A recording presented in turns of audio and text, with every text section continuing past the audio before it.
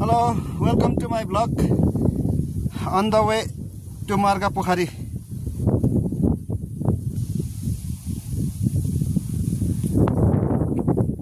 यो तल शुक्रबार जाने हाईवे सडकदेखि म माथि लगभग 300-400 मिटर माथि आइसकेको छु। यहाँबाट अब उकालो यो डाँडामा पुगेपछि अब मार्गा पोखरी पुगिन्छ होला भन्ने आश गरौँ। हेर्दै जाउँ जाउँ साथी हो। अब कोही कोही अगाडि पनि हिँड। आया यस्तो उकालो सिडी छ। बाटो त जे राम्रै बनाइदिएको छ। यति भए पनि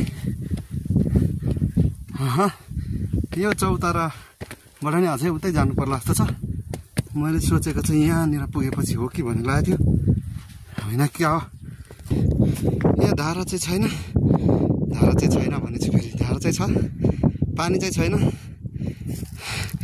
पहिला एउटा जोक थियो, हेर्नुहोस् यो धारा हो, यसबाट पहिला पानी आउँथ्यो, अहिले हावा आउँछ। गाइज मेरो आकलन सही भएको छ। यही चौतारामा आइपुगेपछि मार्गा पोखरीलाई हेर्न सक्नुहुन्छ। यहाँनिर पूजा गर्दो रहेछ मान्छेहरू। पोखरी चाहिँ त यसको सम्पूर्ण भ्यू चाहिँ म बिस्तारै देखाउँदै जान्छु। यही माथि डाँडा गएर त्यहाँबाट राम्रो देखिन्छ होला। गाइज त्यही माथिबाटको भ्यू हेर्नु यस्तो रहेछ। सबैतिर काँडे तारले घेराबारा गरेको छ, सुरक्षित गर्न खोजिएको छ। यता यो हेरौँ, यति बेलाको समयमा पनि यतिको पानी छ।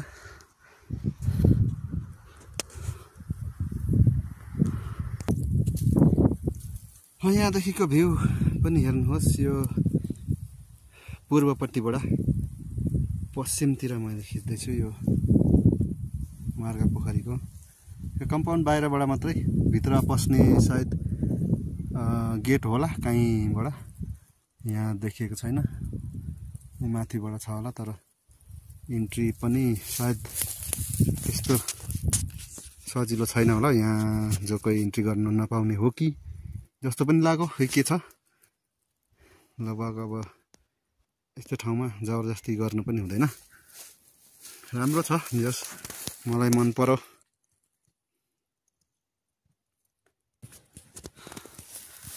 हेरौँ, अब क्यामेराम्यान छैन, हेर्नु के गर्नु, आफैले खिच्नु परेको छ।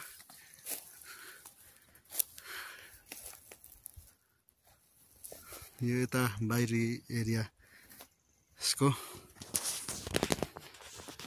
यो माथितिर रमाइलो ठाउँ छ डाँडामा। यो सबै पर्याङ सर्याङदेखि लिएर यो लेकमा हुने रुख बिरुवाहरू छ।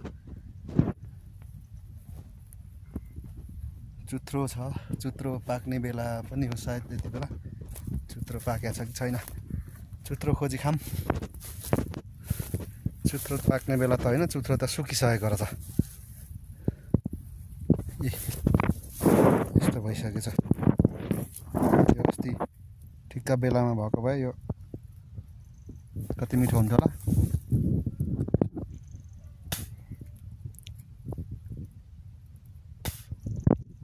आम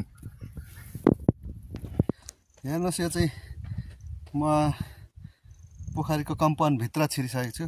यो कम्पाउन्ड भित्रको भाग चाहिँ यस्तो छ। म सबैतिर देखाउँछु।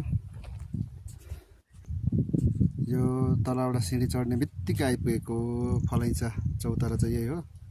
त्यहाँबाट यही गेट छ, त्यो गेटबाट यसो भित्र आएर यो पोखरी, यहाँ पानी भएको भाग हो। माथि माथि मान्छेहरू पूजा गर्दाखेरि लिङ्ग गाड्ने चलन रहेछ। लिङ्ग गाडेको छ मान्छेले। यहाँ छ यसरी डाँडामा अनौठो छ, जम्मा छ यो पानी। बाह्रै महिना चाहिँ यो पानी यहाँ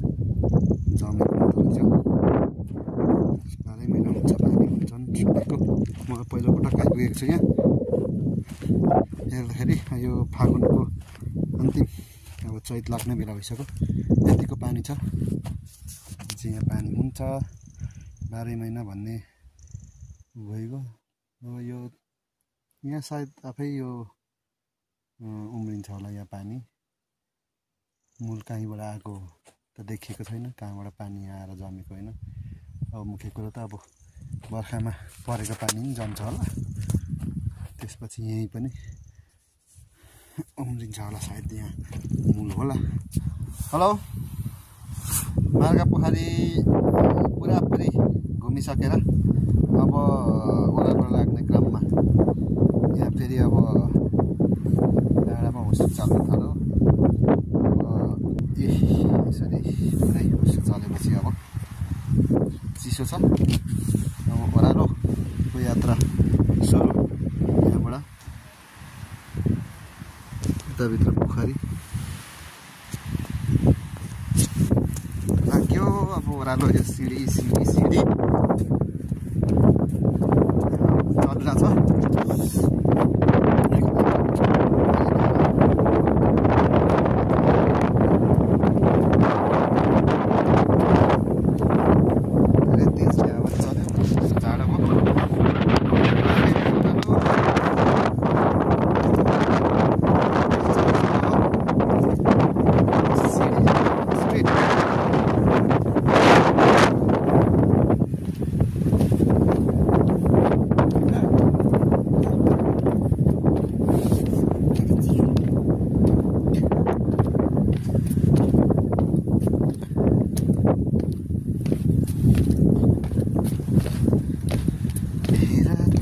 बतासले आज सुसिल्दै केही कुरा भन्यो।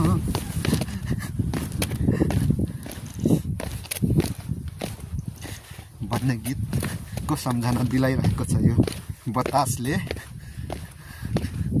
बहुत जाडो छ ओह्रालोमा हिँडिरहेका छौँ साथीहरूसँग। 2-4 जना अघि पनि हिँड्न नभनेको मान्दैनन् त, ब्लगमा कोही आउन मान्दैनन्। हिँडेर के हो ओ भनेर हल्ला गरेर जाँदैन त, के भएको यस्तो। यहाँ तल पो गएर फर्काएर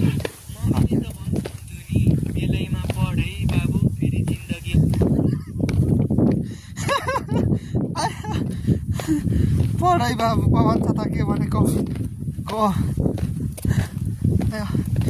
यो फलैचामा आइपुग्यो। अब यो चाहिँ यो उकालो आउने क्रममा यसो बस्नलाई फलैचा बनाइदिएको रहेछ। यहाँ राम्रो छ यो फलैचा। यहाँनिर यो टोयलेटको पनि व्यवस्था छ, तर यो चाबी छन् भने चाहिँ यहाँ के अलिकति अब धेरै मान्छेहरू फुलो हुने दिनमा चाहिँ यो चाबीहरू खोलिदिन्छन् होला सायद। यहाँ पानी छानीको अलिक व्यवस्था नभएर होला, अलिक पानीको व्यवस्था भएको भए अझ राम्रो हुन्थ्यो होला। अब त्यो दिनको लागि चाहिँ कहाँबाट पानी व्यवस्था गर्छन् होला कि त्यसकै लागि बनाऊ कि जस्तो लाग्यो। यहाँदेखि अब एक स्टेप यो डाँडा पुगेपछि ठ्याक्कै पोखरी चाहिँ पुगिन्छ। एउटा चाहिँ अब लगभग हिँडेर 5 देखि 10 मिनटभित्रमा हामी तल हाइवेमा पुग्छौँ।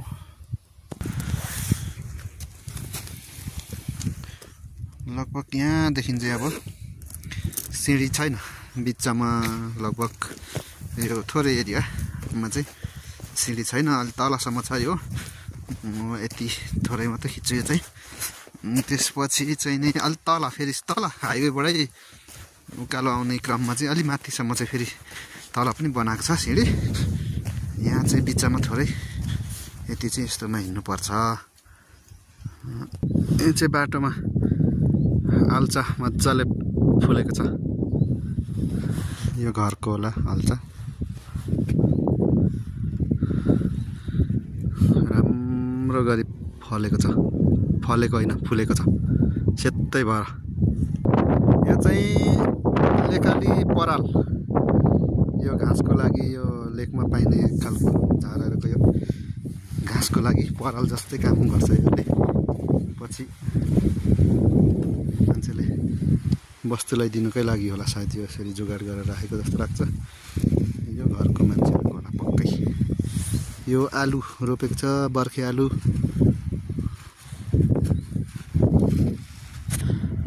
यो घर कति राम्रो छ, पुरानो घर भए पनि। यतातिर पनि यो मिनी टिलरको प्रयोग गर्नु हुँदो रहेछ खेतीको लागि जोत्नलाई। लगभग अब यहाँदेखि सिँढी पनि फेरि सुरु भयो, माथि ब्रेक भएको सिँढी। यतिमा फेरि अब छिट्टै उ गर्छ होला। यो केराउ लसुनहरू लेक भएको भएर धेरै जसो आलु खेती हुन्छ। यता पनि यो आलु खेती। यो झुम्के साग पनि रहेछ यहाँ, झुम्के साग रोपेको छन्। हामी लगभग अब हाइवे आइपुग्न आँटिसक्यौँ। यहाँ पनि आउँछ मजाले फुलेको छ। यही हो हाइवे देखिसक्यो। यहाँबाट अब यो भ्लगलाई चाहिँ म अन्त्य गर्छु यहीँ।